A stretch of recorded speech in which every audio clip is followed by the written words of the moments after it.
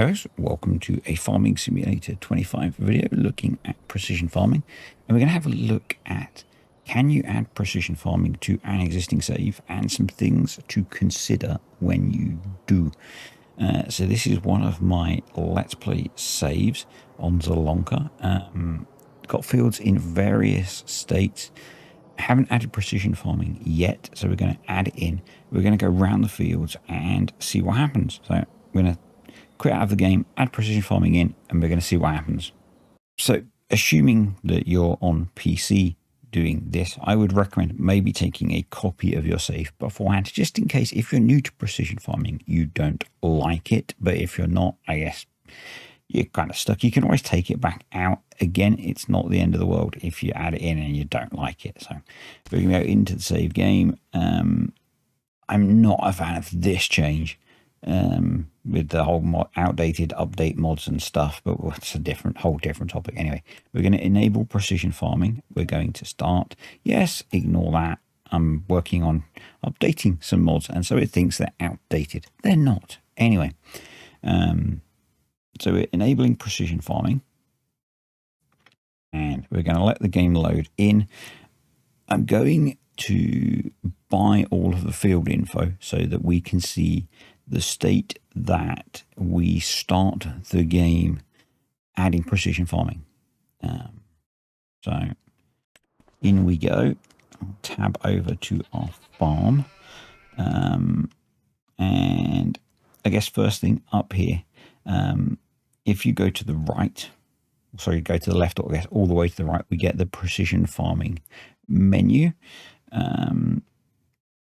And I own these 1, 2, 3, 4, 5 fields, and we don't know anything about them yet. So the first thing we're going to do is click on each of the fields and purchase the soil information. Hopefully I've got enough cash on here to be able to do that. I've not really played about with precision farming much yet. I haven't had much time, so I need to watch a few more videos and learn a little bit about them. But now if we have a look, basically we've got pretty much default settings. So we've got max soil sampling. Everything else really will update in the environmental score once we harvest the field. But if we now run to our fields and have a little look at them, so this is a field of poplar, we can see that our pH is okay and our nitrogen is at a perfect level. We could get it a little bit better, but that's not bad actually. With previous versions of precision farming, we would be starting in a much worse position than this, so I'm pretty happy with that. We've got a harvested field over here. This had soybeans in it, and that kind of reflects the harvested state pretty well. The lime's not great, the nitrogen's not great. Something else that I quite like, if we put back on flight mode, and I'm going to get rid of the rain, is the NPC fields have tram lines in them, which I think is really cool. They're a bit square and brutal, but I think that's quite a nice feature. So if we now go to, we've got a reasonably freshly planted barley field here. This one's not in quite such a good state.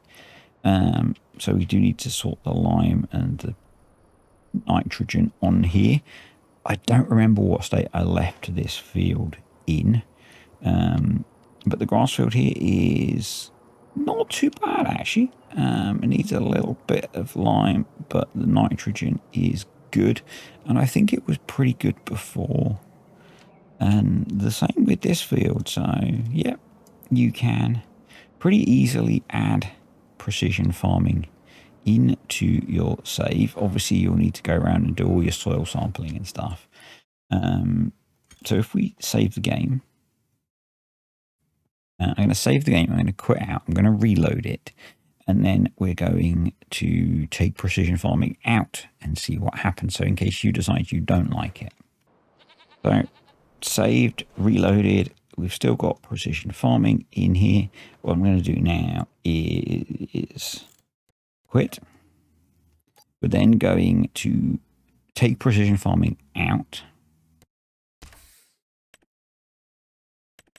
and load the game, and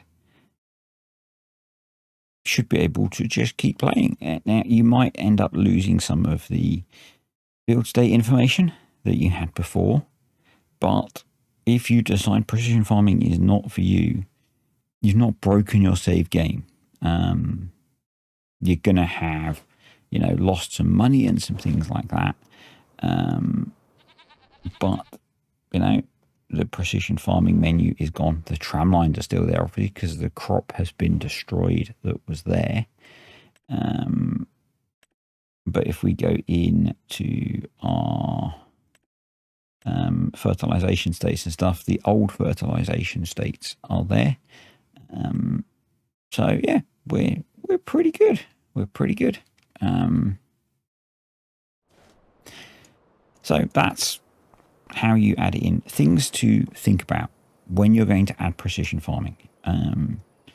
So if you've got a save game that's approaching harvest, now having seen what happens here, that's maybe less of a problem.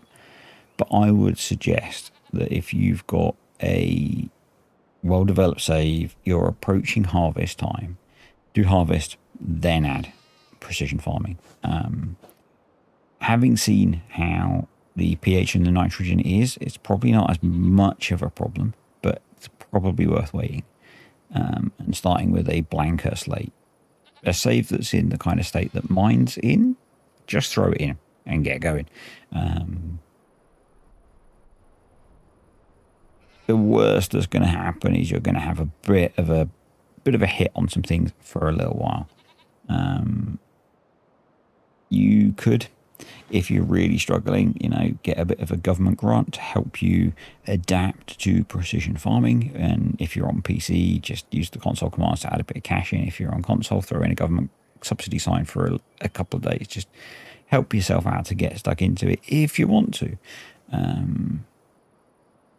Yeah, so it works just fine adding it to an existing save. You'll be fine. If you want to learn more about precision farming, I'll be doing more videos. There are hundreds of them appearing on YouTube, so go check those out as well. If you enjoyed the video, click the like button, and I'll see you next time.